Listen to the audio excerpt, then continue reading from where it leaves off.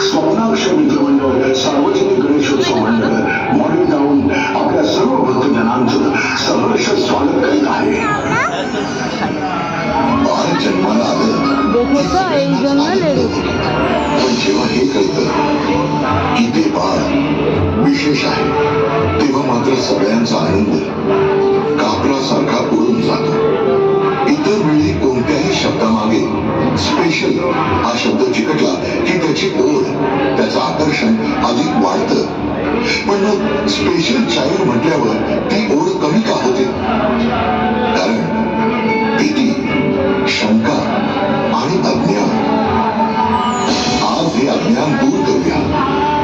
बऱ्याच जणांचा गैरसमज हा आहे की हे फक्त अनुवंशिक असतं.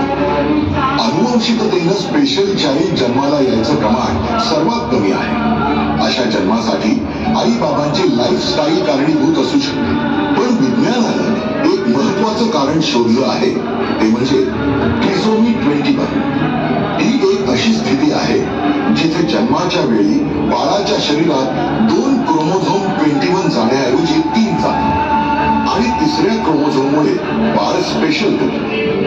या स्पेशल मुलांमध्ये विशेष गुण बघायचे असतील ना तर आई बाबा या मुलांसाठी आता किती संस्था सुरू झाल्या आहेत ज्या वेगवेगळ्या थेरपी होतात. Speech therapy, occupational therapy, physical therapy, art therapy, music therapy.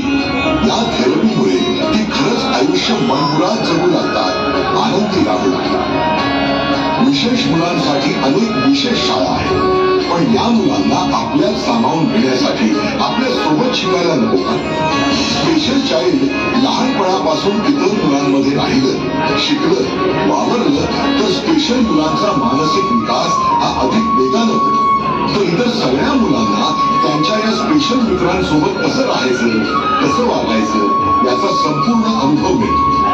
मोठं झाल्यावर ही सगळी मुलं स्पेशल चाइल्डला सहकार्य करतील, फक्त सहानुभूती दाखवणार नाही. जेव्हा आपण या स्पेशल मुलांच्या सर्वांगीण विकासाबद्दल विचार करतो तेव्हा त्यांच्यावर होणारा अन्याय या गोष्टीही समजून घेतल्या पाहिजे.